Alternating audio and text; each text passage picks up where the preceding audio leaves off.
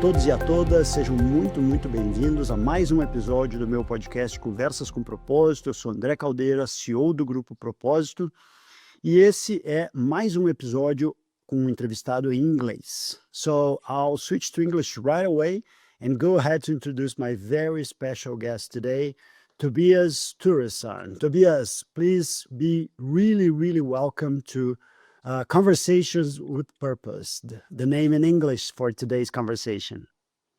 Thank you so much, Andre. It's truly an honor and privilege to be with you. Thank you.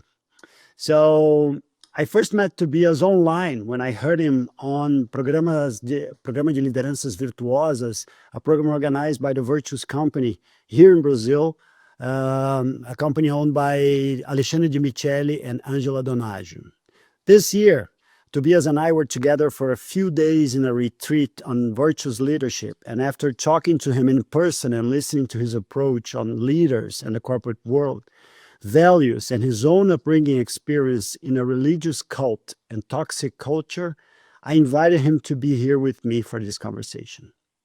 Born in Sweden, Tobias is the co-founder of Heart Management, a culture change agency, and works with designing high-impact culture and leadership programs for different companies all over the world.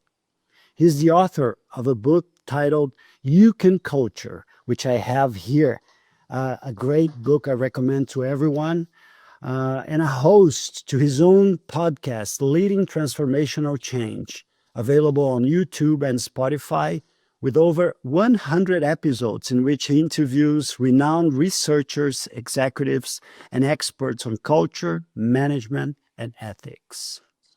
So, Tobias, let's just start this. We always start our episodes with the same questions. Please share a moment, a part of your personal history that was fundamental to help define who you are today. There are many moments that I could mention there, and I think it's such a wonderful question, and I think we'll come in a bit more, I think, to part of my story a little bit later. But actually, when I thought about this, I actually thought about the moment that I met my wife, Lena, Mm, because so much of in my life changed since then. So we met in or we got married in 2016, and she was incredibly instrumental in helping me get on a journey of dealing with some of the past experiences that I've had, and also encouraged me to really put words on the experiences that I had, which then ultimately led to the book. So without that encounter and without her in my life, few of these things would actually have happened. ah, she's actually your partner at the Heart Management Agency, right? Yeah, so we started the company together. That's Uh-huh. correct. And so I have to ask, how did you guys meet in the first place? Yeah, so my wife is Ukrainian, and we actually met in Ukraine through a businessman who was the owner of a large company where she was a manager of a site in Ukraine, and he was also my business mentor. So he was the one who brought us together. Really? Huh, that's interesting. And how long ago was that? Or how long before So the actual wedding or marriage? yeah, we I don't now remember the exact date, but we started connecting, I think, early January 2015, and so we had met some years before, but that's where we kind of more started to communicate, which then led to the interest and so on. Ah, Yes. that's amazing. And so, can you please share memories and insights of your upbringing in a religious cult and toxic culture? And how you think this experience shaped you and the kind of work you do today?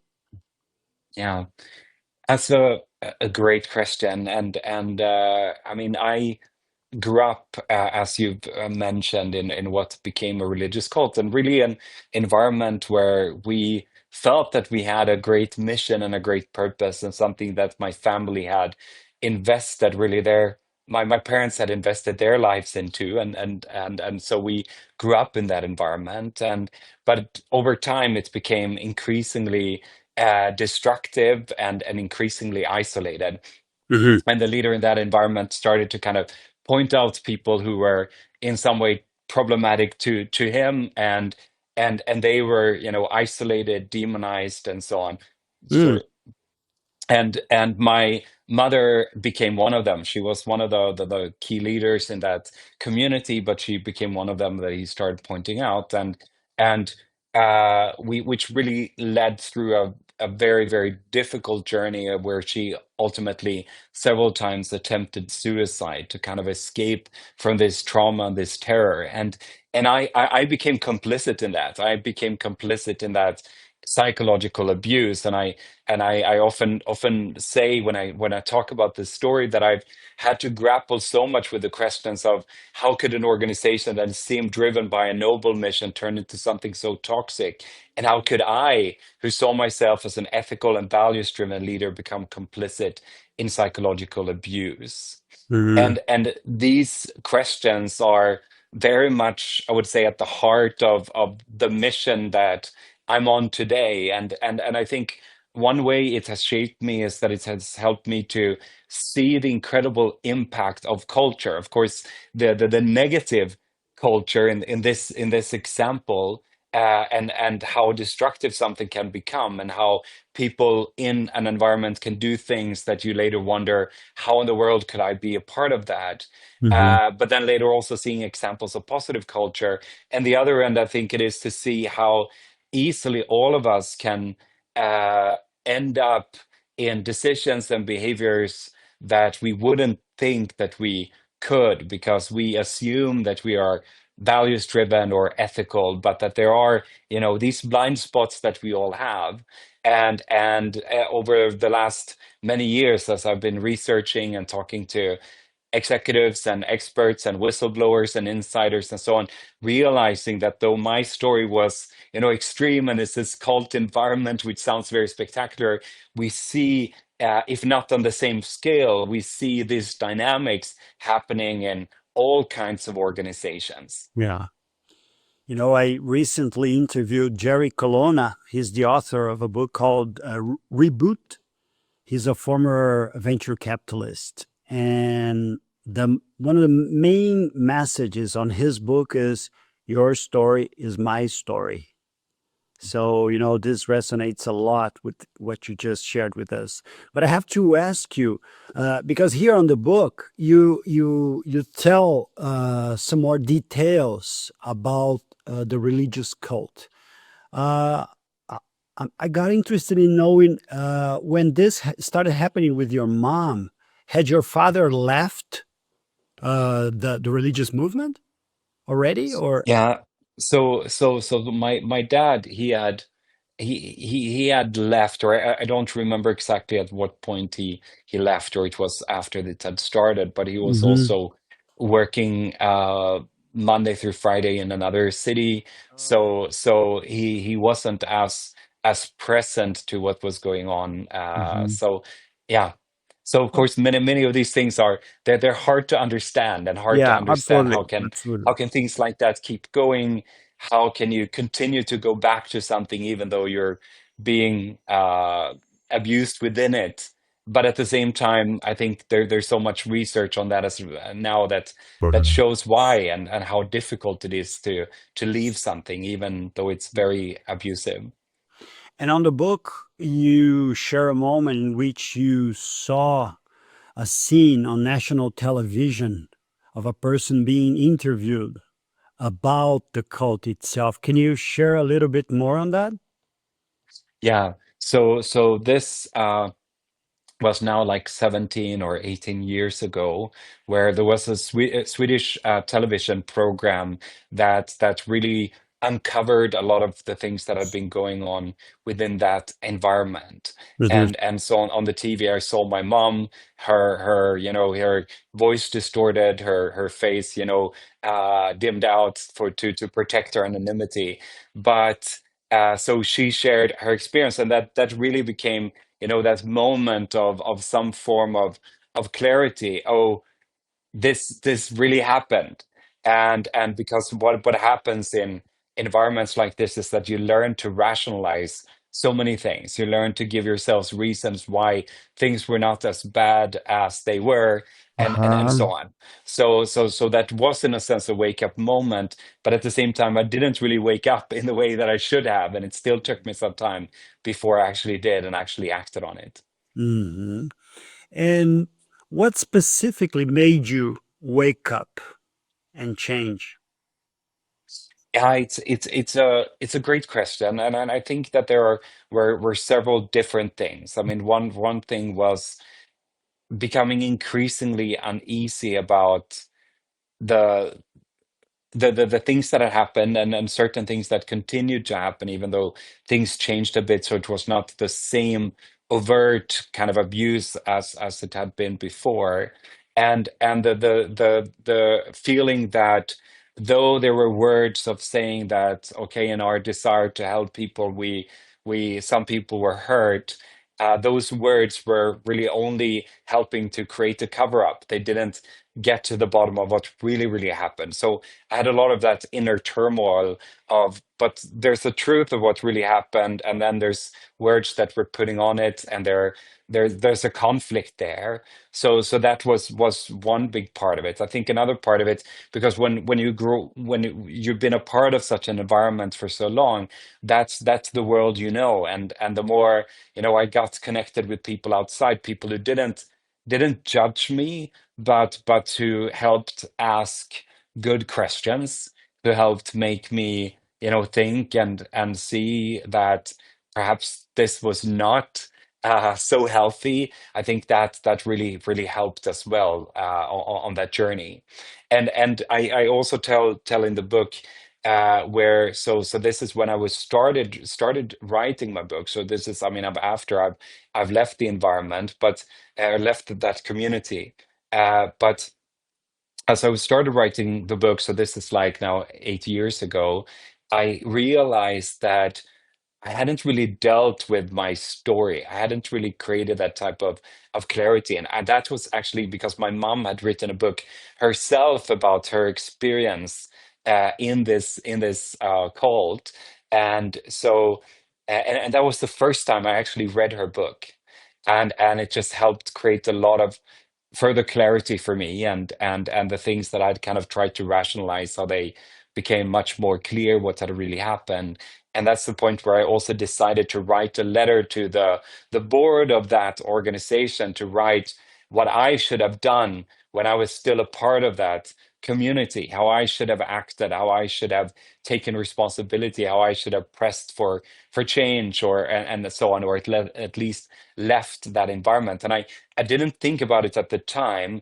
I just felt like something that I had to do. But afterwards, I've just seen the incredible power that had in my own story, and how it helped me create that clarity, to see more of the agency that I had, and also to feel much more comfortable speaking out when I see unhealthy cultures, when I see challenges in leadership and so on in other environments, because I chose to have a voice, even though it was in retrospect. Yeah.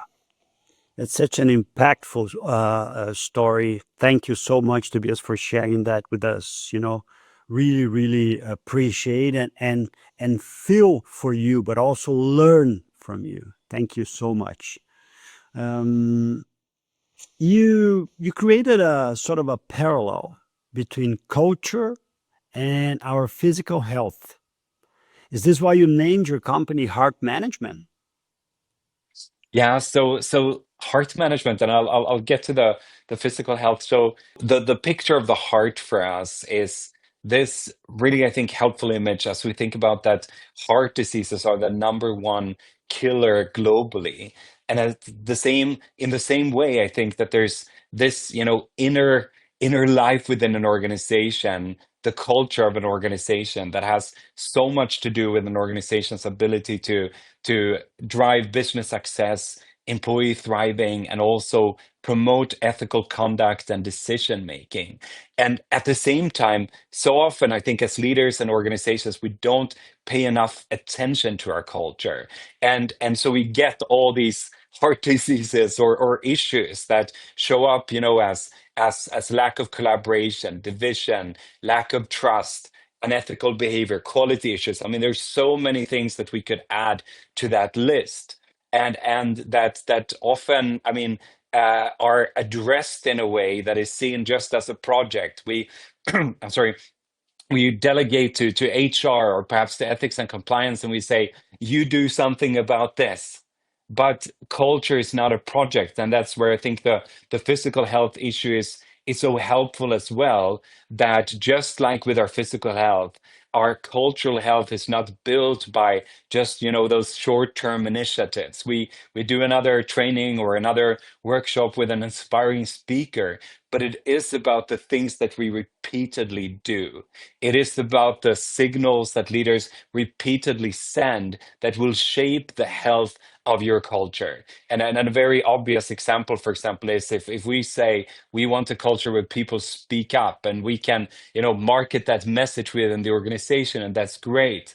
But if the signals that are sent by leaders, if we think, for example, if you have a plant in a city somewhere far away, for example, if the signals by the leaders there don't encourage people to raise their concerns, people are not going to speak up, no matter what the CEO might be saying. So that's really that message that we have to care about this inner life, the culture of organization, and we can't see it as a project. It is something that we continually have to fight for the health of that culture. Otherwise, the consequences can be, I mean, incredible on an organization's ability to be successful. Yeah. Mhm.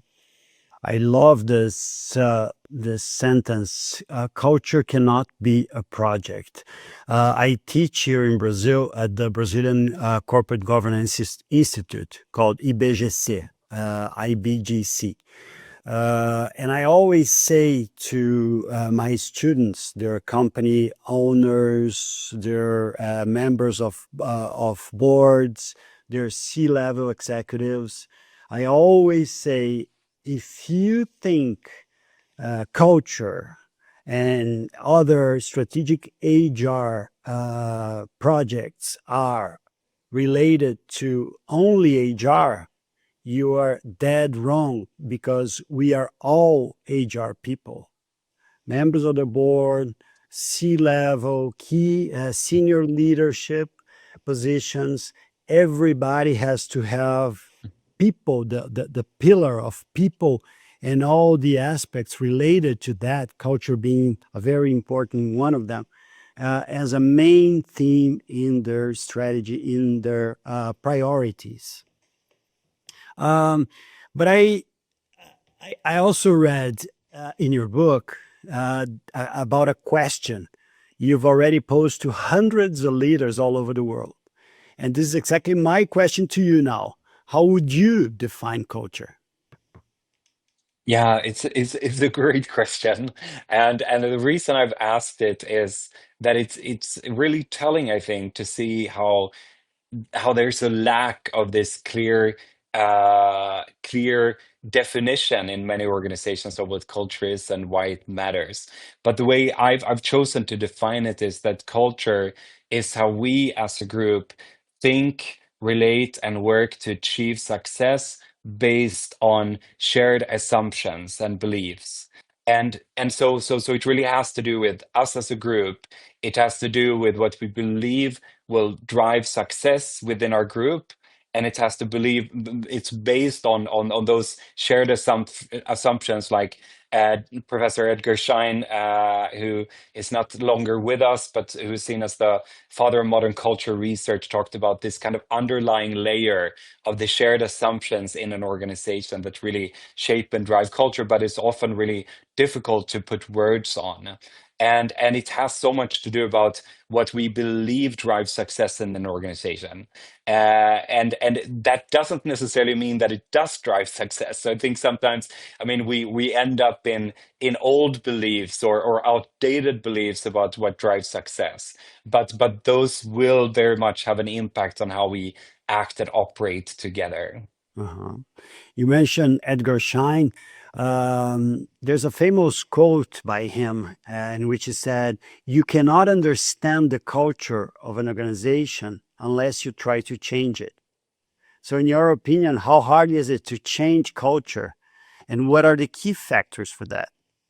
Of course, that is a big question that is debated a lot, and I've been spending so much time thinking about it and asking people like Edgar Schein about it over the last many years as working with organizations and seeing that so many things that you hoped worked didn't actually work, that they ended up as just another project, and so. When I think about changing culture and what really is important to succeed, I think one thing is to have a good in-depth understanding of what the culture actually looks like and try to get to those underlying assumptions. And you can't build that only, on an employee engagement survey because that really doesn't tell you something real about your culture. You need to get to the kind of unfiltered stories of the people within the organization, how they experience what drives success and what behaviors are promoted and so on. And then you need to focus on something specific. You can't try to change everything. And then you need to think about what are the habits and behaviors that will sustain this? What are the signals that need to change for this to be true in our organization? So that so that it's not about, the values that we put on posters only, but it's about the signals that people receive in their daily work. So if somebody Mhm. comes into your organization and their colleagues tell them, let me tell you how things really work in this organization, that the message that they're going to hear is in line with the culture that you want to shape. For example, if this is a place where we, serve our customers extremely well, that is something that is truly promoted. And then Mhm. that's really in my book, what I try to do is to get at those habits. So what can we as leaders do to ensure that we send those signals in our everyday behavior? And to take just one example there, our rituals as an organization. Do we talk about our values and principles once a year when we have our, our big annual event? Or do we talk, on a weekly or monthly basis when we discuss our decisions, when we have conversations about how we're doing as a team? Are we then talking about how are we living out these values and where are we struggling and where do we see dilemmas? So I Yeah, think those are some of the things that are really critically important. yeah. You talk about values, and I think about the importance of behaviors that represent those values, Yeah. which lead to performance, good or bad, which of course influence reputation. So, of course, we both believe in the importance of culture as a strategic theme for companies. But if we think about behaviors, performance, and reputation, it's really not that hard to understand the importance of culture, right? Sure. Absolutely. And I think like added to that, I think a key measurement or key point for me is trust. So I think for most leaders, and I think for the people listening to this conversation, that we understand that trust is business critical. And that if we lose it, it has great consequences. And trust has to do with both whether we're seen as being competent in delivering our services or products or whatever it is that we do, but also on the other hand, that we're seen as ethical, that we're seen as living up to the values that we claim, that we're seen as taking responsibility for all the impacts of our actions and so on. And I'm quoting there from Professor Sandra Sucher, who's a professor at Harvard and has studied trust a lot. So I think for any organization, trust is central. And if we want to be a trusted organization, the culture we build that drives, just like you were saying, the behaviors that we get from what the culture encourages or doesn't allow, that will be critically important towards the trust that we're building or might be destroying over time. Yeah, couldn't agree more. Uh, which probably leads to my next question related to communication. Because when I think about the risks or traps of silence for organizational culture, they're huge, huge. So what's your take on silence and the impacts on culture? So, I mean, a thing with silence is that you can't hear it. I mean, if we would practice silence here now, it would get quiet, and that's the whole point. It gets quiet. But at the same time, silence doesn't mean that people aren't talking. It just means that there's certain important things that are not being said. And I think we see that in so many organizations where there is certain critical feedback that does not reach, for example, the upper levels of management, because you've learned that you only want to give them good news, for example, which can, of course, have incredibly negative impact on the organization's ability to handle big risks, for example. So when people ask me about what is kind of those most important, signs of a lack of health in a culture, I would say that silence, that there's certain things that you cannot raise, certain concerns you cannot talk about, certain dilemmas or tensions that cannot be addressed. And so if we see that in an organization, I think it's critically important that we act. But then it's easy as leaders, and I say that often say that many leaders, we think about ourselves as kittens. We think that we are so cute and so approachable that nobody would have any issue to bring anything to us. And I've definitely fallen into that trap myself. But over time, I realized that, and I had a real abrupt awakening with that in another team that I was leading several years ago, where suddenly I was getting, this negative feedback from or critical feedback through employee engagement service, and I thought, but why didn't they say that to me? Why didn't they bring that up with me about my leadership and so on? But then I realized I actually hadn't made it. I mean, I realized that they actually had reasons to feel quite uncomfortable doing that.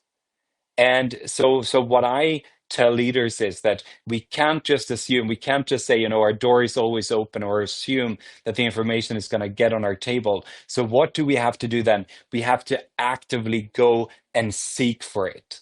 We have to actively ask for it. And so, for example, when you think about, a leader presenting a new strategy, it typically looks like this. They'll stand in front of their team and they say, this is our strategy, this is what we're doing. Do you have any questions? Silence. Nobody says anything. But if we would reframe that and be much more intentional and train our organization that we actually want to hear and kind of amplify the dissenters, we could say something like, so I know that you have questions. I know that you have concerns with this strategy. So now we're going to take 5 minutes and I'm going to ask you all to write down your objections, your challenges, and then we're going to go around the room and we're going to talk about them together. That sends a completely different signal to the organization. And I was just recently in this workshop where somebody said, if you're committed to this, please stand up. And everyone in the room stood up in that moment. And but a way to do that differently could be to say, if you're committed to this, please stand up. And one of the bravest things you could do right now is to sit down, like act actively to create the atmosphere that you want to hear the dissenting voices. I think that's one of the most powerful things, powerful ways to combat silence. Yes. I when listening to you, I think of that dynamic, team dynamics called, instead of brainstorming, brain writing, in which you give opportunity for participants of a certain dynamic just to write down their questions, their ideas, so everybody has their own personal time. And then it doesn't matter if you're an extrovert, introvert, your ideas will be there and then you can actually put them together and talk about it. So I I think love that. that's, Beautiful. yeah, yeah, that's uh, that's a way of dealing and accessing different voices of different styles of people, right? Yes. Um, And I think, eh, sorry. no, go ahead, please. No, so I just want to say that I think, I mean, such a critically important starting point with all of this is humility. And I when I think about the habits that are critical for leading for a healthy, thriving, ethical culture, it starts with humility. And humility says that I'm fallible, that I'm imperfect, that I don't know all the answers, that I may get off track, that I have blind spots that I may not see. And starting from that perspective helps me see that I need the input, I need the information. And I think so many times when we don't start in that place, no matter what tricks kind of we want to use, we still won't really hear because we don't actually think that we need to listen. So listening, I think, starts with understanding the need for it, that there's things that I don't see, that I don't understand, and that I actually need to get other people to point out to me. And that's why I encourage organizations not to say, things like which many companies do, these are our values and they permeate all behavior and drive all decisions at our company. Because I mean, that's bullshit in any organization. That's not the reality. Instead, we need to say, this is what we are striving for. And we need to get all the information we possibly can get that helps us see where we are veering off course from that vision, from that principles, from those values. Yeah. Humility. I think that's a key point you bring up. My classes here at IBGC, the Brazilian Corporate Governance Institute, I always call out to attention of everyone that Superman and Wonder Woman simply do not exist. What we can and should rely on is the League of Justice, be it Yeah, on boards of love directors or that. management senior roles. How hard do you think it is for CEOs to ask for help, to exercise humility? I think it's very hard. I think it's difficult for all of us. And I think it might get sometimes extra difficult when you're in that type of position, when you're Mhm. expected to act in a certain way. And I think Mhm. that's also where boards can help to also create that environment where it's okay for the CEO to ask for help. And also where it's okay that we don't punish people because they're struggling with something, but instead we realize that everyone is in some way, and we really give the signal that we want to support and we want to help. And of course, there are limits to all of that. I get that, but I think creating that environment where it is okay for the CEO to say this is a struggle for me and I need your help here and I need your perspectives here. I think that's really, really important. Yeah. Um, I see two sides of the equation. There's the side of the CEO to actually uh, really indicate that he or she does not have, because it's impossible to have all the answers. He should lean on good questions and ask for help.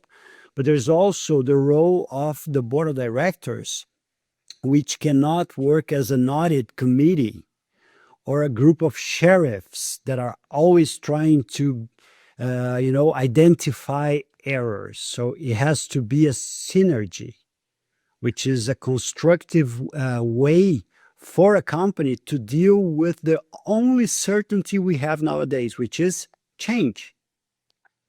So it is going to be even harder. So what we have to is to actually sum up the parts. Do you agree?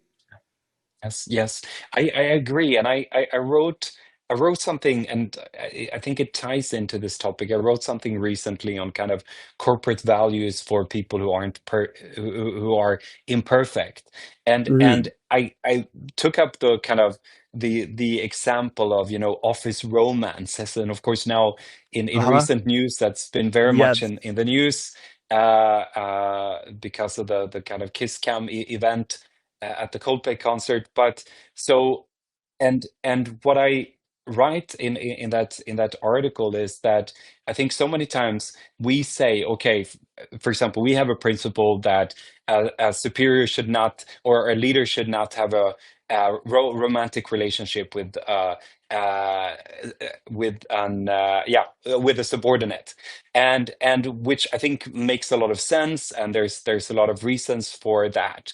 But then we just say that, and we just communicate that, we put that in our code of conduct or whatever.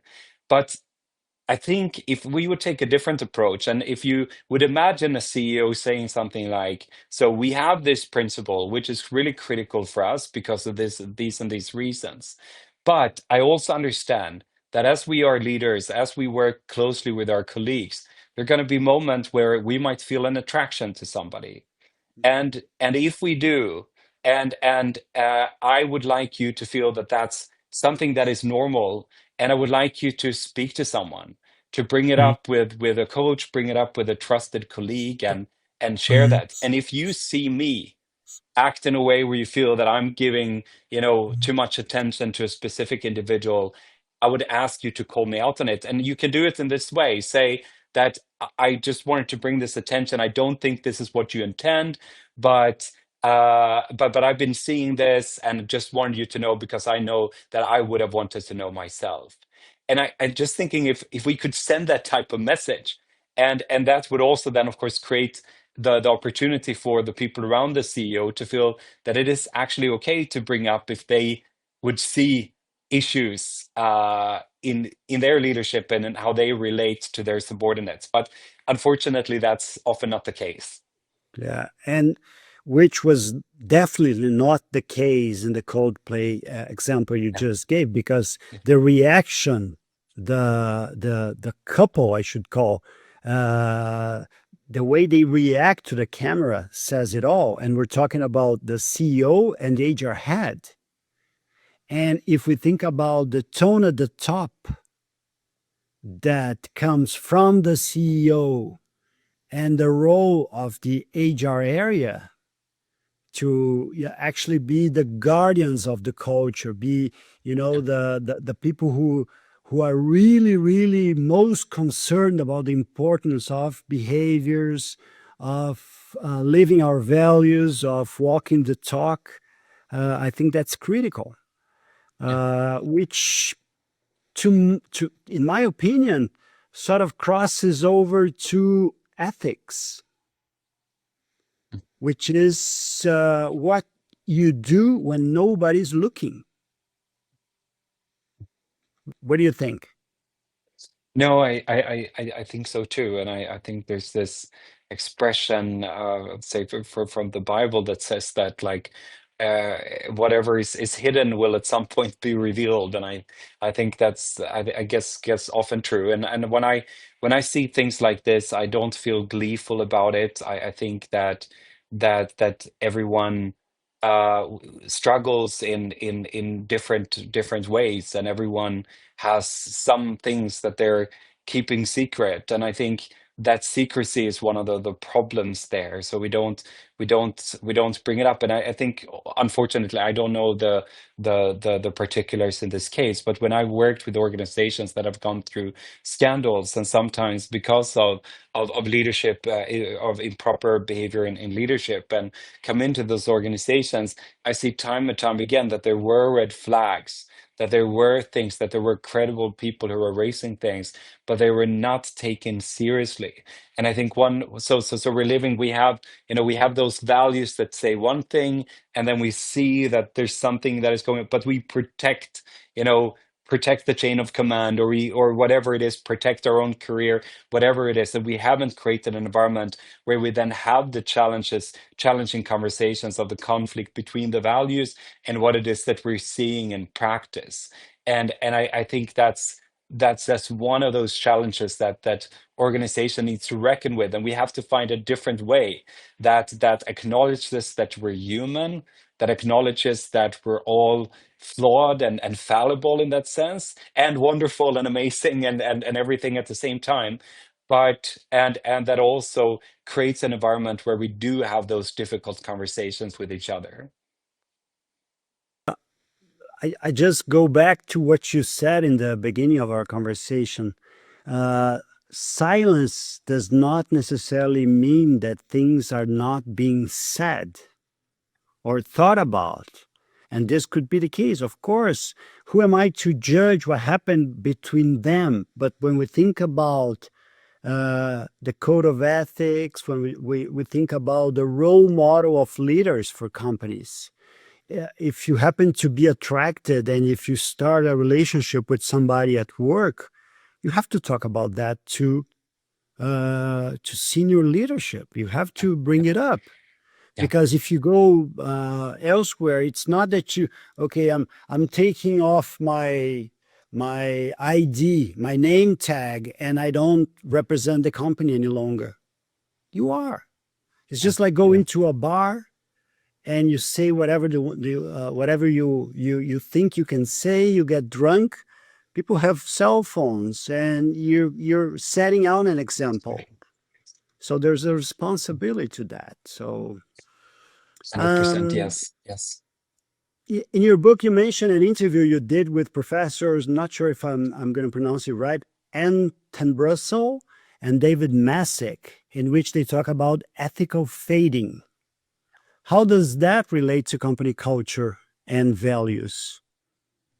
So this is a topic that I love, and Anton Bronsel and David Messick. So when I had that conversation with Anton Bronsel, that was so eye-opening to me, and also really helped me understand a bit more of my own story. So with ethical fading, the idea is that when we make a decision, we frame it into something. So and for example, this is a financial decision, this is an engineering decision, whatever that frame might be. And the reason we do that is because if we should take everything into account, it becomes almost impossible to make decisions. But what they found is that as we frame it, for example, as an engineering or financial decision, we might, unconsciously or consciously decide that this is not a decision that has anything to do with ethics or values. And I think that's how we see so many times how organizations you know, make decisions, leaders make decisions, and you look at those decisions afterward and think, how in the world could you not consider this element or the impact on people? For example, when Ford chose to go ahead with the Ford Pinto, even though it had this faulty design that it could, if it would be in a collision with a car coming from behind, that it could take on fire because the fuel would start to leak, and there was this fix that could be done for a few dollars, but where they made the financial decision, say it's cheaper for us to pay up if people would lose their lives than it is to recall the car and fix the design, or fix the design from the beginning, actually, because it saw it earlier. So we put it into this frame, and what I think that shows us is that if we want values and ethics to be a part of our decision making, it's not enough that we just have that code of conduct, or we have those. I mean, we have to actively bring it into our decision making. Otherwise, it will very easily be something that we don't consider. And if I think about the environment in the cult, because I've been reflecting on that, afterwards, how could we make those decisions? How could we act on those things that were so unethical and so antithetical to the faith that we profess to believe, but because we put them in a specific frame and a specific reality that we had believed, where those ethics was not at all a part of the consideration. Yeah, yeah. That's so interesting. I totally agree. I think about, um revisiting and talking about every single day the importance of the values, the behaviors, our way of doing things, our way of reacting to things. Because, of course, businesses are complex. Large corporations are even harder to be managed. There's also the trap of financial variable compensation related to goals, which sort of change the perspective of management. And sometimes they go after, certain results, no matter the costs, because they're attracted by the financial compensation, the extra compensation they might obtain. Um, and this all relates to culture, right? It absolutely does. It absolutely Yeah. does. Yes.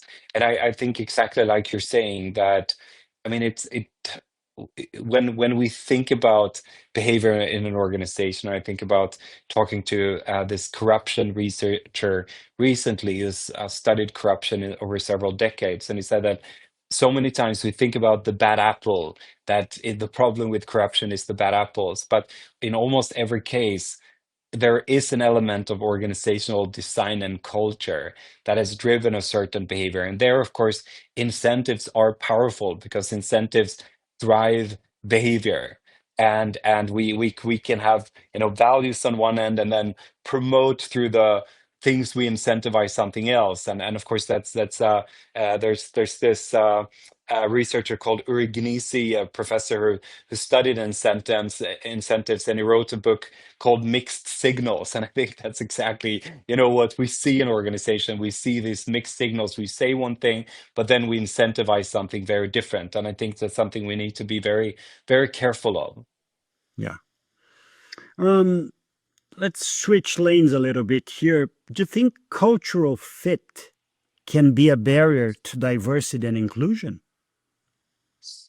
Yeah, so I do think that, and I think we've seen that in a lot of companies. I'm reading a great book right now called Careless People. I don't know if you've read it about Facebook, or a very interesting book, I would say. But I think what we saw, for example, in many tech companies, and it looks different from company to company, but there were a lot of people who were hired who were quite similar, coming from similar schools, similar interests, and where you also create this environment where you want people who you can have a beer with, or play specific games with, or have specific parties with, or whatever. And I think that is really a trap for any organization.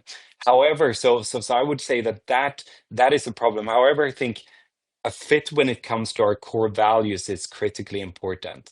So when it comes to what are the values that are really important for us as an organization, if you think, I mean, let's say in a company, as I mentioned before, where customer service is really important, we need to get people who actually care about customer service. Then we need to get them from, with diverse backgrounds, with all of that, but we want people who really share that value, who really care about giving people a great experience, who then have that heart of service, for example. So I think those are different things. And but unfortunately, I think we've too often fallen into the fit of people who think and look like us. Hmm. Hmm. Yeah, just this book is by Sarah Wynne Williams, right? Careless People, a Correct. Yes. cautionary tale of power, greed, and lost idealism. Very interesting. I'm going to buy this one. Very good. Yes. Yeah. Um, while preparing to interview, I came across a remark said by Frank Blake, the former CEO of the Home Depot. You don't get what you measure, you get what you celebrate. Can you please expand on that? How you relate celebration to culture? Yeah. So culture has to do so much with the behavior that is encouraged, rewarded, celebrated, or that is not tolerated, or that is turned a blind eye to. So those signals will shape culture. So people would do more of what they see is encouraged. And encouraged might be, financial incentives. It might also be, this is something that gets your boss to, give you a thumbs up, or this is something that gets your colleagues to look at you as successful, or whatever that is. So that's why the celebration is so important. And I interviewed Frank Blake for the book, and he led this remarkable transformation at the Home Depot, this company with 350,000 employees at the time. And he realized that some of the key values that had been central to the company had been lost over time in different leadership shifts. And one of those points was that focus on excellent customer service. So he realized that I need to send a signal to this organization that celebrating customers, that or serving customers really matters again, and that is what we will celebrate. And he did a lot of things around incentives, things around the people he hired, and so on. But one of the things he did as well was that he would, on a weekly basis, he would sit down and write 100 to 200 personal notes, handwritten notes to people across the organization who had given example of great customer service. And he told me that he realized, that exactly what the quote you said, that you don't necessarily get what you measure, but you get what you celebrate. And I think that is such a powerful insight. And what I see in organizations is that it's obvious to every leader that of course it is like that, but yet so often we're not very intentional about what behavior we actually encourage. And also, I think in many cultures, it might be that, I mean, unless I say that there's a problem, people should understand that they're doing a good job. And I remember sitting not that long ago with this very, very senior executive in an organization. I mean, she had been a senior leader for decades. And she was sharing with me how frustrated she was that she was not getting any feedback from her boss about how she was doing.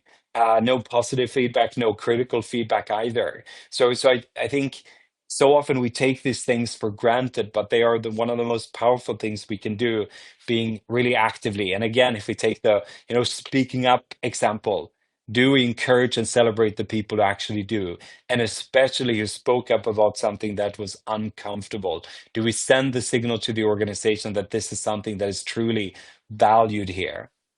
Right, right. Great, great.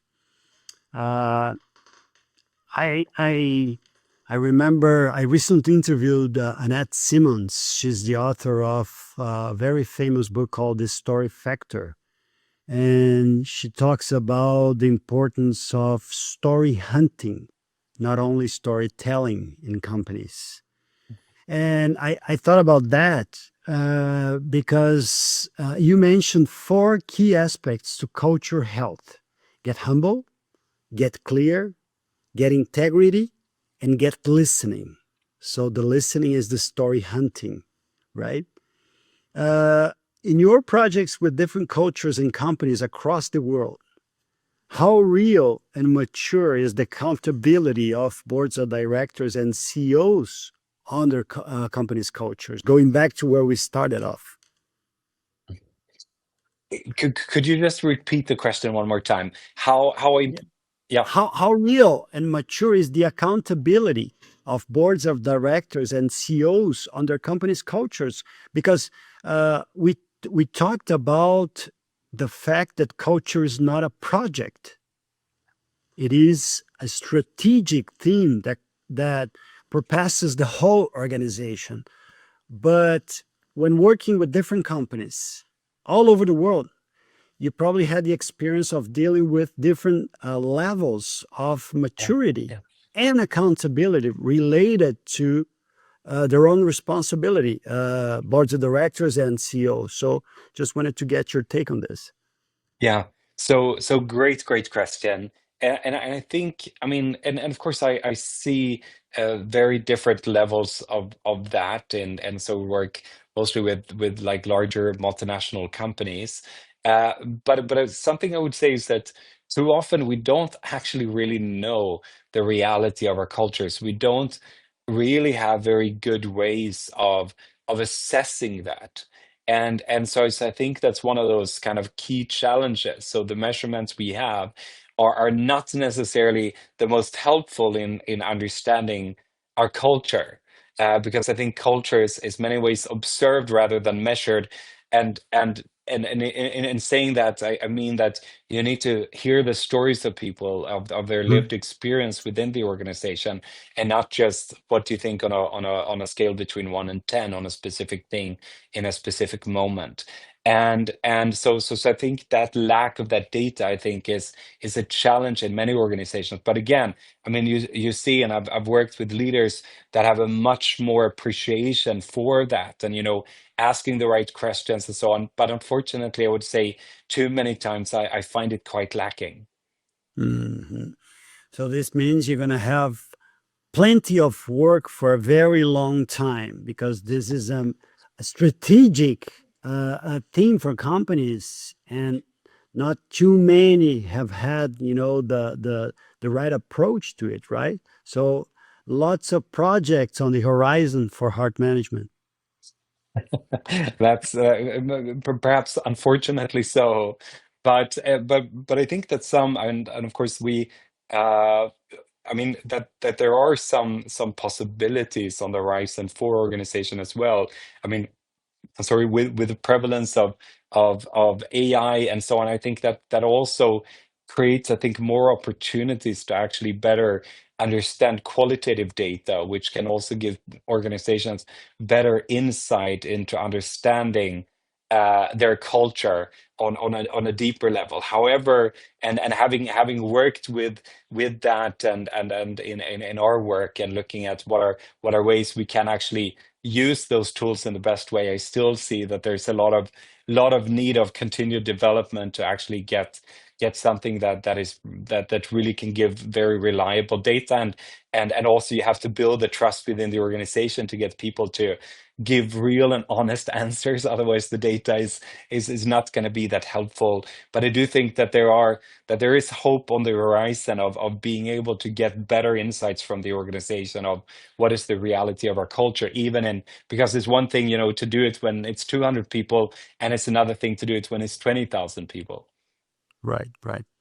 Yeah, my point was there's lots of work to be done by all of us because you mentioned in the beginning the shared beliefs and assumptions.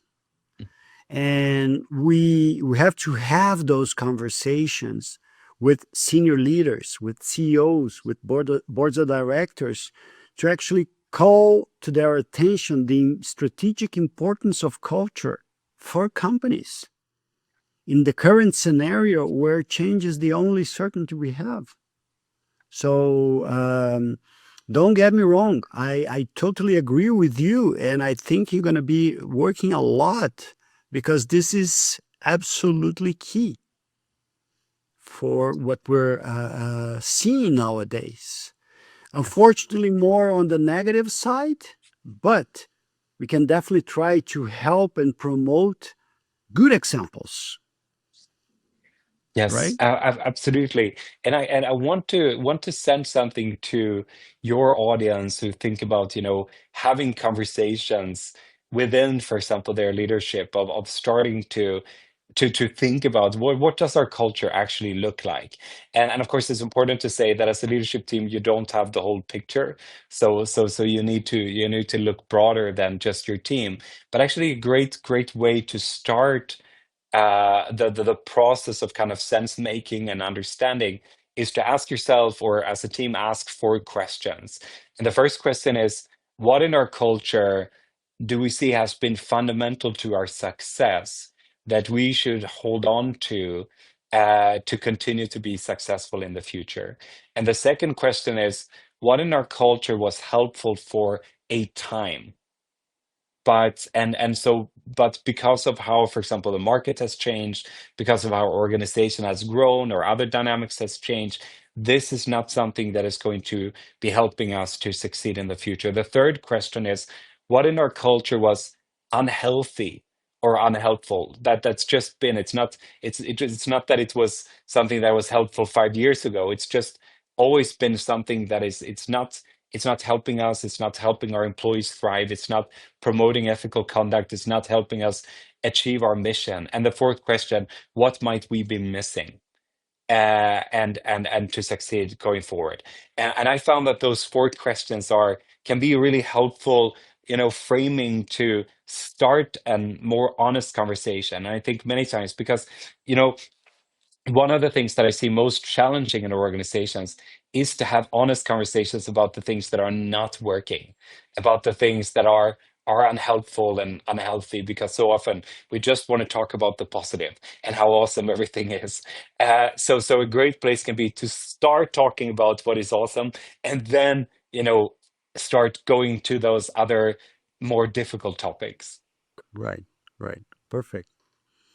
Mm, what advice would you give with all the experience you have today to the young Tobias back when you were 20 something years and were starting your career?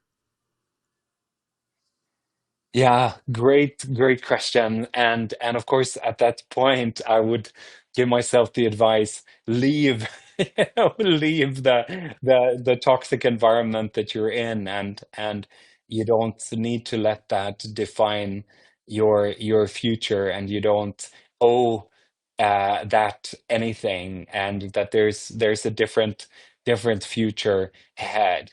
I think another thing is to and that really connects to that advice, that is, be brave, and dare to trust yourself, and that feeling that you have in your gut, and dare to act upon it, to be more courageous, to not be so afraid. Mm. Thank you. Thank you for beautiful answer. Thank you for sharing that. So And now, I would add one more thing, and sure. and that is that also, that some of the challenges that you face, don't try to navigate them alone. Get Mm, help, talk mm, to people. Whatever is kind of is hidden becomes very, very difficult to address. So even though it's difficult, even though it takes courage, ask for help. mm. Yeah, very, very important. Great, Tobias. I'll jump now to the second part of our conversation, in which I ask the same questions to all my guests. So these are all common questions, okay? Everything that we talked about until now was prepared specifically for you, but now we go to a common set of questions. So please complete the following sentence. Purpose is Not about me. not about me. Beautiful. I love that. Two or three words that help define your own personal purpose. So I'm struggling with the two or three words. It might be five here, Oh no, but it's fine. It's fine. but it is to see a world free from destructive culture. That very much defines my purpose. Uh-huh. Beautiful. I love the not about me. Um, please mention a guiding figure in your life, parent, teacher, mentor. Why this person, and what have you learned from them? So, I mean, I think about a mentor that meant a lot in my life, and I think also specifically when I, got the courage to leave that very toxic environment, but also played a very critical role in the writing of my book, and gave me some challenging feedback at certain points that meant incredibly much. And one of those points was when I presented a manuscript that I had come very far with, and I was so looking forward to, getting great feedback, but where he said, this feels like boring math language, and it feels like you're wearing somebody else's coat, and you need to put on your own coat. And what he said, you're trying to hide behind everyone else, every this researcher, that researcher, but I want to hear your insights and your voice. That was a difficult feedback to get at that moment, but at the same time, I knew that he was right, and it meant incredibly much for the continued work on the book and being able to communicate that message. That's great feedback. What is his name? So his name is Jan. Jan. Uh, and he actually shares my last name, but we're not related.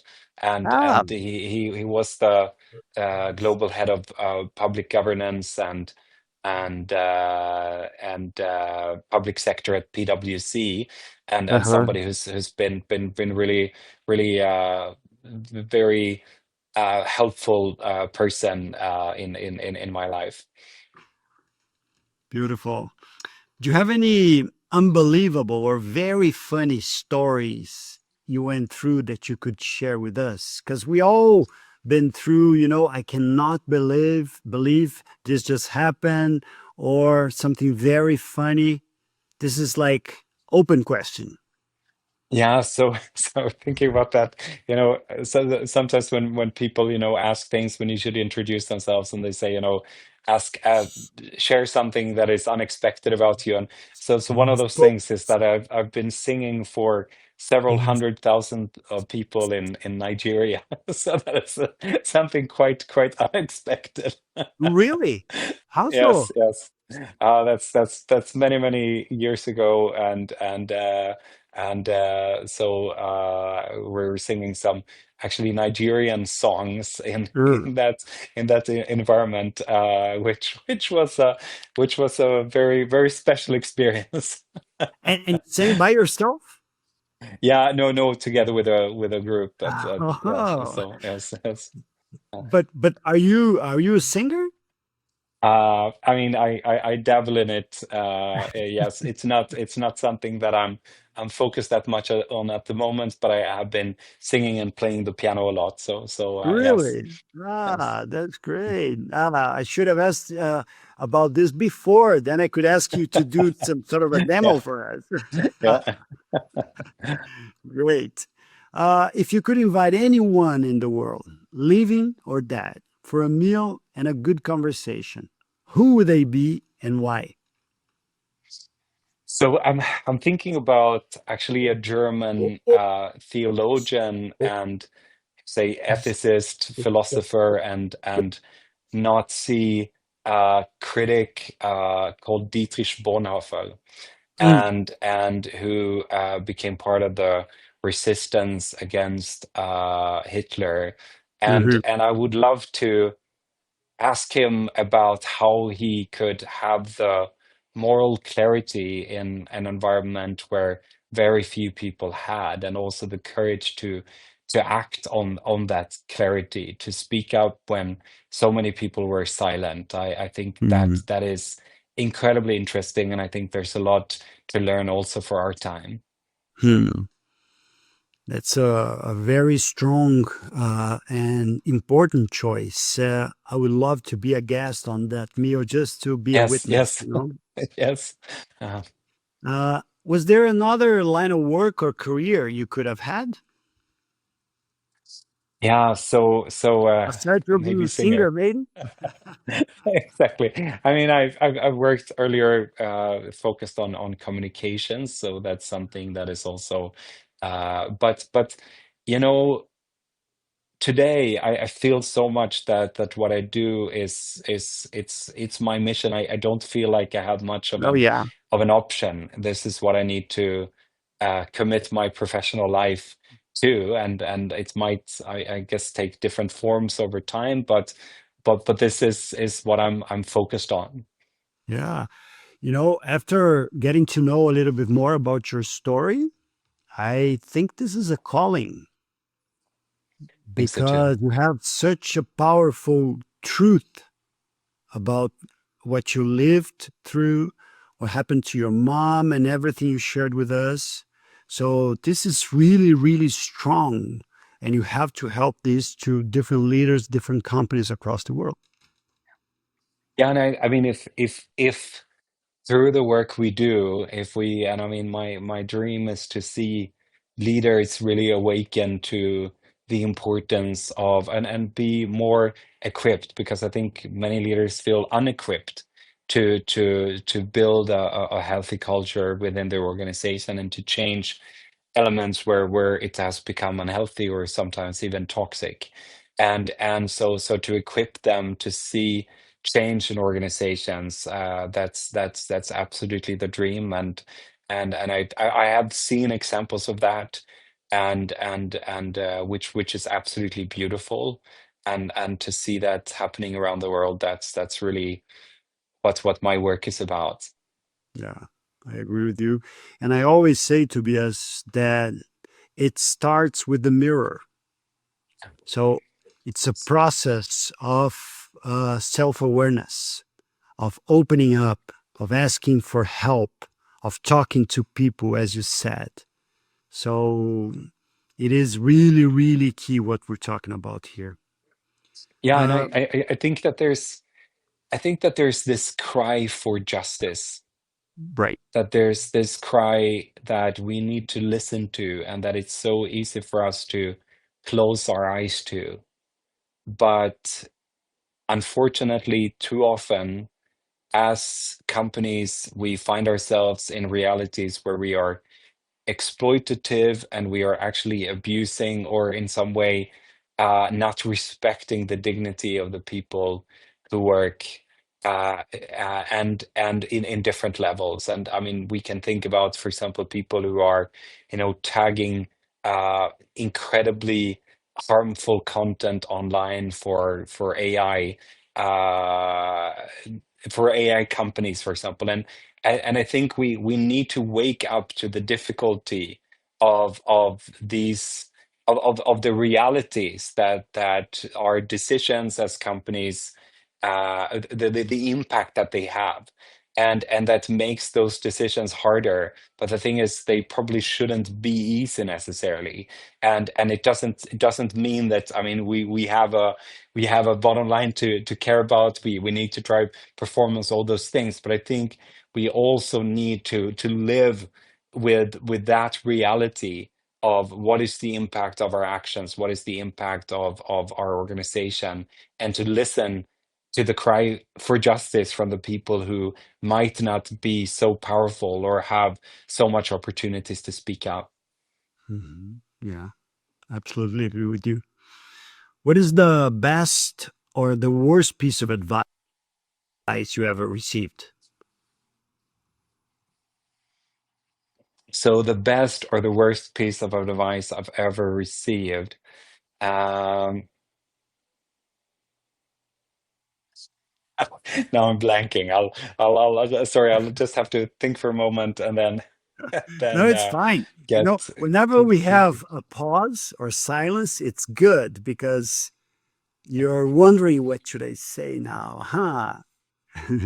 Exactly, exactly. So, I mean, Professor Edgar Schein gave, I mean, us so much in his work on culture. And as I was working through one of the most very challenging culture process, I read one of his works and one of his books, and where he talked about how culture is so much shaped by the beliefs of what has led to success within an organization. And that to me at that moment was so eye-opening, because I realized that so many things of what the organization thought had led to success had actually led to a lot of problems and unhealthy elements of their culture. And we had to dig down into their belief about success to understand and change that. So that is absolutely one of those moments where an insight just really shifted my understanding and really helped change an outcome in an organization. Hmm. Hmm. Um, what question would you have for me in this conversation? So when you think about the topic that we've discussed, and of course as we met, I was so inspired, and I told you that, so inspired by hearing your story and hearing the mission behind this podcast and the work you do, which is so encouraging. when you think about, and of course you're a big part, I believe, of your audience is in Brazil, and I've just had Mhm. the opportunity to spend about a month there, which was a really fantastic experience. When you think about these topics within the context of Brazilian companies, specifically, what do you see as some of the biggest challenges connected to the need for a focus on cultural health? Hmm. I think we probably covered some of them on my previous questions, but the first one that crosses my mind is to stop considering it uh, an HR theme or project. Culture is a company's core and strategic pillar. It's the water we all swim in or the air we breathe within the company. So that's the first one. And this is not only related to Brazil. I think this is everywhere. Absolutely, 100%. The second one is the ownership of the subject by CEOs, senior leaders, and boards of directors. Yeah. Because if we keep thinking that, oh, no, this is a side theme or issue, we are not on the right page when we think about everything that's going on. When we think about the challenge of attracting good talent, of keeping good talent engaged within our companies, and culture has a major importance in all that. When we think about ethics, our values, and how we as leaders give or represent the tone at the top that people are going to look up to, oh, there's some sort of a mirror there. Um, and I say this not ignoring the fact that we're facing here in Brazil, but everywhere in the world, very tough changes, tough economic and political issues. But my question is always the following: what can we, as leaders, as directors of boards, do about this? So leave aside, the political parties, the economic situation, and all that. And I'm not saying ignore. You Sure. take that into consideration, but you cannot put everything on Yeah. those issues' shoulders. No, no, no. What can we do about Love this? that. Yes. And to start off, I say we have to look at culture as a key and strategic theme for a company, the present and the future. Yes. Yes. Love that. Love that. Thank you. So that's why, when we talked in person, I had listened to your work and your personal story. I said I have to have Tobias on the podcast because it is about trying to spread light, inspiration, dialogue, and the importance of purpose. Right? If we Yes. think about culture, Yes. it is a key element of purpose. Right? I love So your definition. Purpose is not about me. That's that systemic view, which has everything to do what we're doing right now. and I think so often, and I love that about your story as well. You shared with me that your purpose, you found it in being of service to others. And Right. and I think so often when we think about things like purpose is because, oh, I have to find my purpose. But I think so often and it can become, this project of self. But I think it is actually so if we think about the purpose of a broom, for example, the purpose of the broom is to sweep the floor. The purpose of the broom is to be a means to an end, but not the end. And we want to be the end of oftentimes, but actually we need to be a means to an end. We need to be serving a purpose that actually is in service of someone else or something else.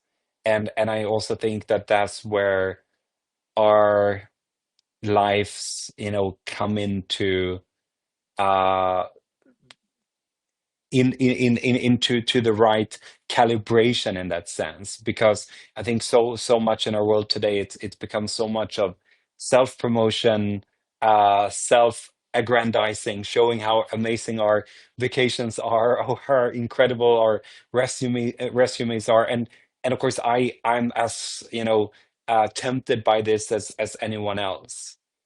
But in the midst of all of that, and then the same is true then for organizations. Organizations, we do the same thing. And then purpose becomes this word that we slap on something. We put it as a nice tagline. Our purpose is da da da. But underlying that, that's not actually what is driving our company, but we're driving by something much more self-serving. So asking us that question, is there something fundamentally where I'm willing to give of myself, which does not mean that I have to disappear, but it means Mhm. that my life is about something bigger, truly about something bigger than myself, and where my personal success is not the main focal point, but it becomes the success of something or someone else. Yeah. Uh, when I hear you, I think of the oneness concept, which is the opposite of otherness. So, systemic view, and we're totally on the same page. Thank you for that. Please mention a book that was really important for you and why. So, and I mean, there's been a lot of books that was really important for me, but one, and I'm now I feel like a broken record here, but Edgar Schein has been really important. His book, the corporate culture, or well, what is it called now? Corporate culture survival guide, for Uh example, huh. is a great kind of introduction to his work.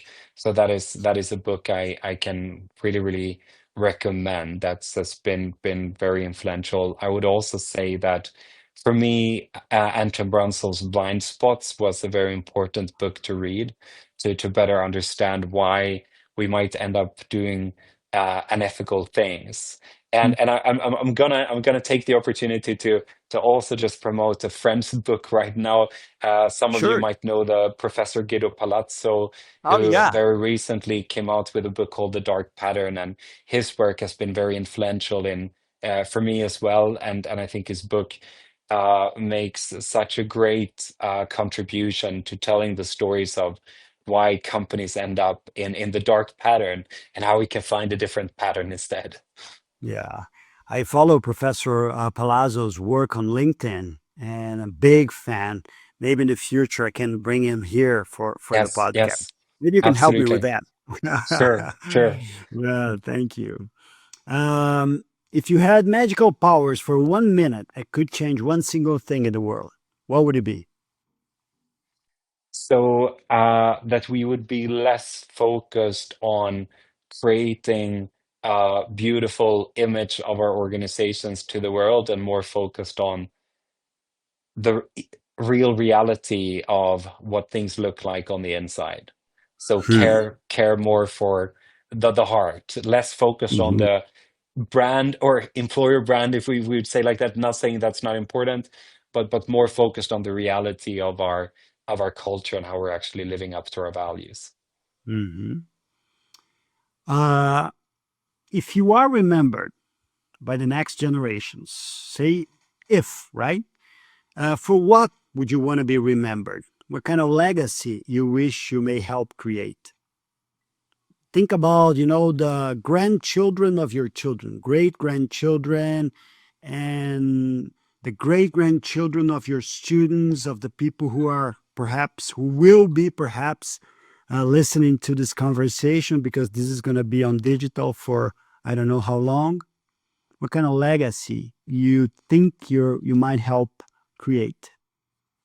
You know, I just last week I was standing in front of a group of executives and working through a change process, and I said to them that when I think about my work and what I bring, I believe my greatest contribution is not my understanding of culture or like all of that or expertise or research, but it is my vulnerability. And I said to them that I think when you think about your contribution to the change in your organizations, I think, or in your teams, your vulnerability is your most important contribution. And so I hope, and when I think about legacy, I think first about what my children and their children would say about me as a dad and a granddad, and the legacy that I left in their lives, and hopefully a legacy of love and of service. But when I think about it in a wider perspective, I would love to leave a legacy of somebody who gave out of my story and my vulnerability to provide a pathway for people to focus more and take greater care of uh,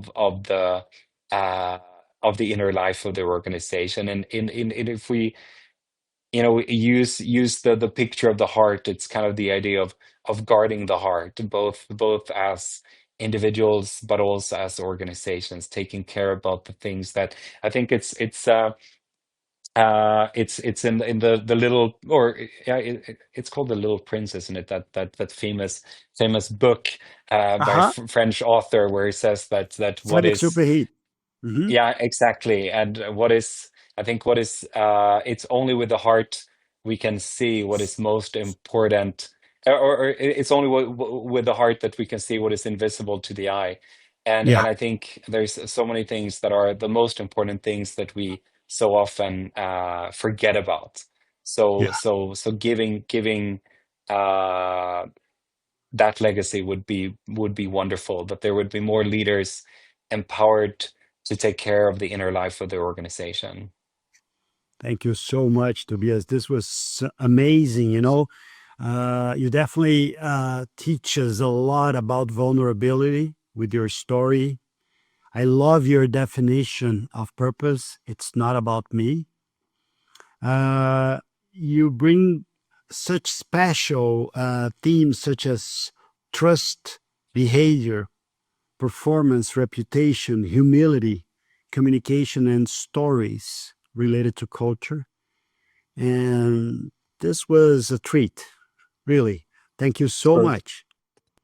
for me too. I thoroughly enjoy this, Andre, and thank you for the important work that you're doing. Thank you for the mission, the purpose that drives you and your work. Thank you for creating this space for these conversations and for allowing me to be a part of it.